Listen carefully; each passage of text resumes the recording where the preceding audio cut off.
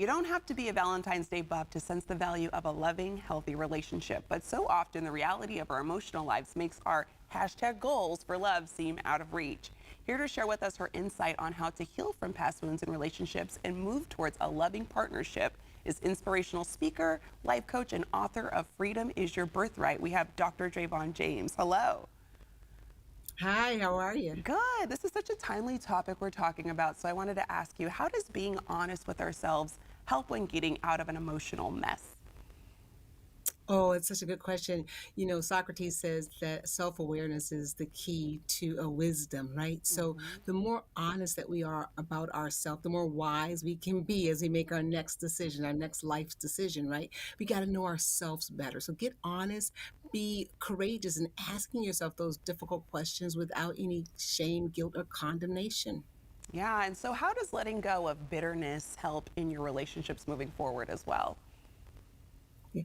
Anything that we hold on to, this is like the law of attraction, right? Anything we hold on to, we subconsciously start to attract that into our lives. If we think about, oh, I'm going to buy a new car, you start seeing that car everywhere, right? When Hmm. you hold on to bitterness is the same thing. You start finding it everywhere. So position yourself for love. Let go of that bitterness. Make a decision that you've learned from that and that you're ready to embrace the life that you want with the person that you want. All right. And with our relationships, you encourage us to lean into conflict. What does that mean?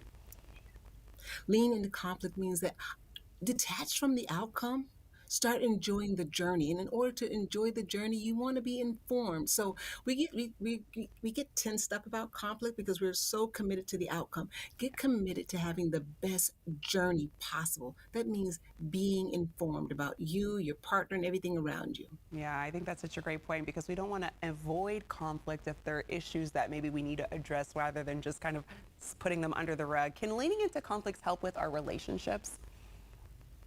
Absolutely. You said it best. You don't want to avoid conflict. We have this tendency, don't we, to believe that if I act like I don't see it, it's not happening, like that 2-year-old effect, covering our eyes, right? Mhm. But actually, when we open our eyes and open up to honest dialogue, right? That shows an affirming of your partner and affirming of yourself. So be present for that without worrying about, oh my gosh, this is going to break my heart. I promise you, broken hearts do heal. Oh, I like that. And like you said, honest dialogue, honest conversations are needed. What are some new ways to experience happiness with your significant other? Oh my goodness. New but tried and true is being there emotionally without judgment, just opening yourself up. How do you spell love? Time. Mm, Spending quality time together. I love it so much. Dr. Javon James, thank you so much for joining us this morning. Once again, Dr. Javon James' book is titled Freedom is Your Birthright, and you can revisit all of these tips that she taught us today on our website at yourcalifornialife.com.